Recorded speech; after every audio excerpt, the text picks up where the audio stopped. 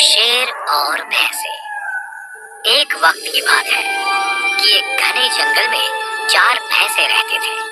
वो हमेशा इकट्ठे रहते थे। उनका ये एका ऐसा था कि बाकी जानवर उनसे खौफ खाते थे और उन सब जानवरों में से एक था शेर। हर बार जब वो उन पर हमला करने की तजवीज बनाता, वो उन्हें एक साथ देखता और मायूस होकर चला जाता। ओहो, मैं उन पर कैसे हमला करूं अगर वो हमेशा एक ही साथ रहें तो? कोई बात नहीं, कल फिर कोशिश करूंगा। एक दिन इन चारों दोस्तों ने एक मंसूबा बनाया।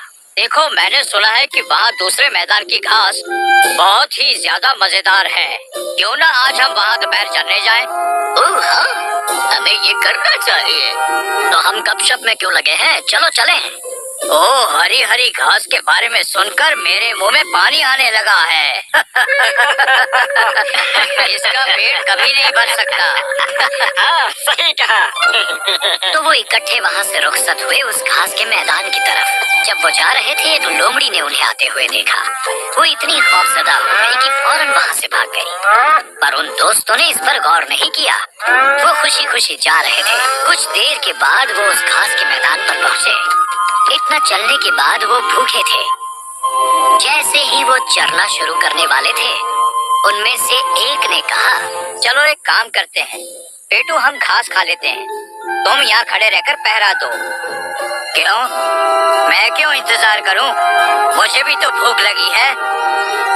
तुम चरने में बहुत वक्त लगाते हो। तुम हमारे बाद चर सकते हो जब हम तुम्हारा पहरा देंगे। मैं तुम्हारा नौकर थोड़े ही ना हूँ। मैं इंतजार नहीं करूँगा। मैं भी तुम्हारे साथ ही चरूंगा। वो सही है, उसे यहाँ अकेले इंतजार करने देना इंसाफ नहीं है। पहले तुम इंतजार करो। तुम्हारे ख्याल से तुम कौन होते हो हम पर इस तरह हुक्म चलाने वाले? अगर मैं तुम्हें तंग कर रहा हूँ तो मैं इसी वक्त यहाँ से चला जाऊंगा। तुम हमेशा हुक्म चलाते हो। तुम हमेशा हम पर हुक्म चलाते रहते हो।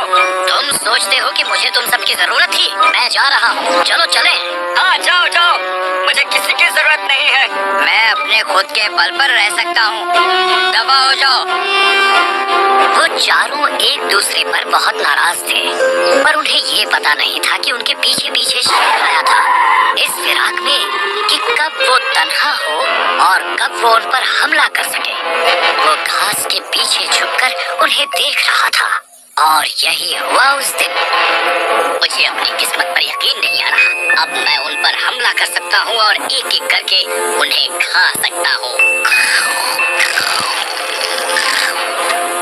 चारों दोस्त अलग अलग चल दिए और शेर भी उनके पीछे गया। मौका पाते ही वो पर झपटा और एक के बाद एक करके उसने उन्हें मार गिराया।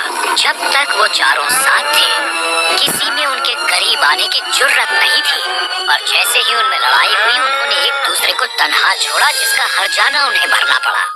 इसीलिए कहते हैं कि एका सबसे बड़ी ताकत है।